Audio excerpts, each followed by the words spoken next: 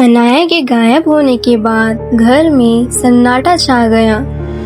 उसके mom dad परेशान थे, हर जगह बेटी को ढूंढ रहे थे, पर उसके कमरे में सिर्फ एक ही चीज बची थी और वो है लबूबू डॉल। डॉल चुपचाप स्टडी टेबल पर बैठी थी, जैसे कुछ हुआ ही ना हो।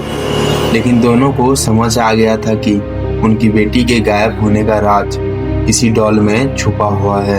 पापा ने गुस्से में डॉल को गार्बेज बैग में डाला और शॉप के पीछे फेंक दिया। उन्होंने सोचा कि शायद अब सब ठीक हो जाएगा, पर रात को अजीब घटनाएं शुरू होने लग गई। लाइट्स अपने आप चालू बंद होने लगे, दरवाजा अपने आप खुल जाता था और दीवार पर लाल खून जैसी लिखी उभरी, अनया मेरे पास है। ये देख मॉम चीख पड़ी और बेहोश हो गई। रात को अनाया की मॉम को एक सपना आया। सपने में अनाया रोने लगती है, माँ मुझे बचाओ, डॉल मुझे अपनी दुनिया में खींच लाया है।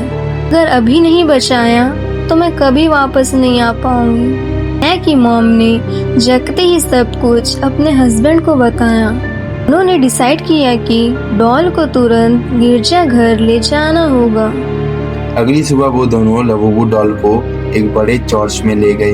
वहाँ फादर जेम्स ने डॉल को देखते ही अपने हाथ से क्रॉस बनाया और कहा, this is not a toy, it is the vessel of fury will. उन्होंने अल्टार के सामने डॉल को रखा और जेसस के सामने प्रार्थना शुरू की। जैसे ही उन्होंने हॉली वाटर उस डॉल पर डाला, डॉल जोर से चीखने लगा।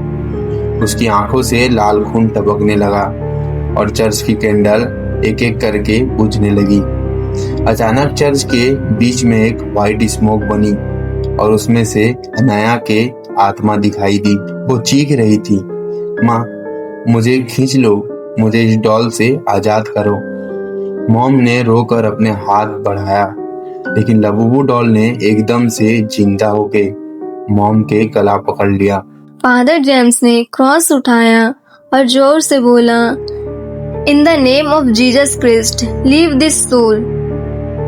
डॉल थरथराने लगा, उसके चेहरे की मुस्कान बिगड़ने लगी।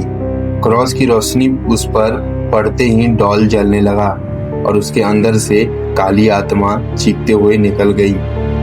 उसी वक्त अनया की आत्मा एक व्हाइट रोशनी बनकर मॉम डैड के पास आ गई।